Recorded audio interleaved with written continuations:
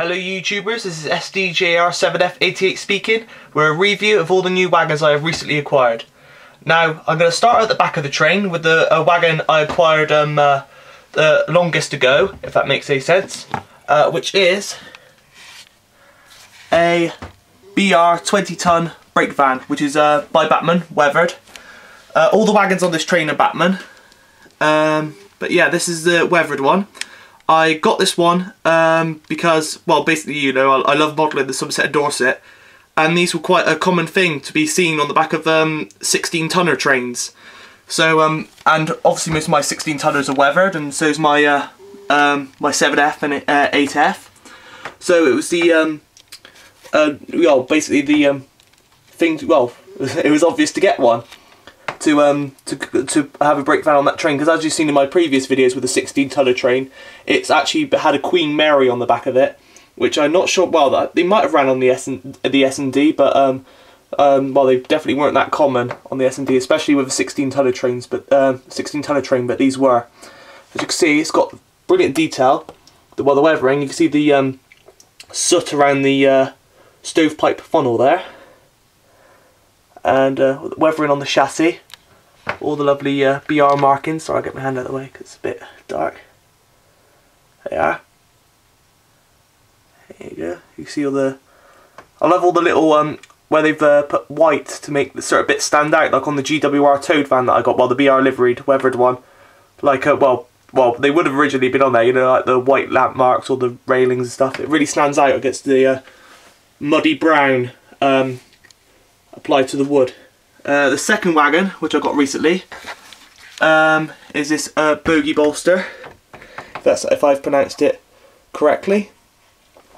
And as you can see, it's in a BR grey.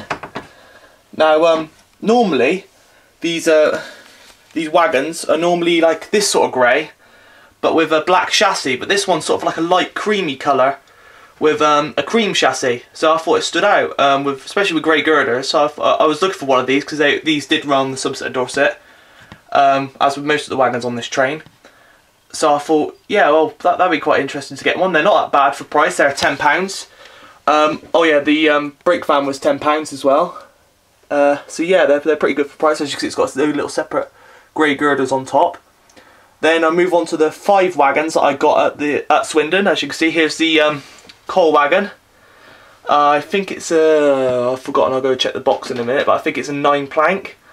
As you can see, it's in British Rail livery. Well, it's either a 9 or a 7 plank. You can probably count the planks on there. 1, 2, 3, 4... Yeah, let's just say that's a 9 plank. I'm not going to count how many planks are on there from this at the moment, but as you can see, it's in a British Rail grey. The grey livery applied to freight wagons means that it's unfitted, and brown means that it's fitted. That means it's got air brakes. Well, yeah, vacuum brakes basically. Next on the train is the China clay wagon. You could get these in BR brown livery with weathered and a hood on top, but this is the one unfitted version with basically just a BR grey, non-weathered. As you can see, it's got some nice little markings on there. Oh, you can read that there. I can't really read it from there because I'm holding the camera in front of me, but I think it says for China clay traffic only, return to... I think it's I can't make it Saint something. I can't make it.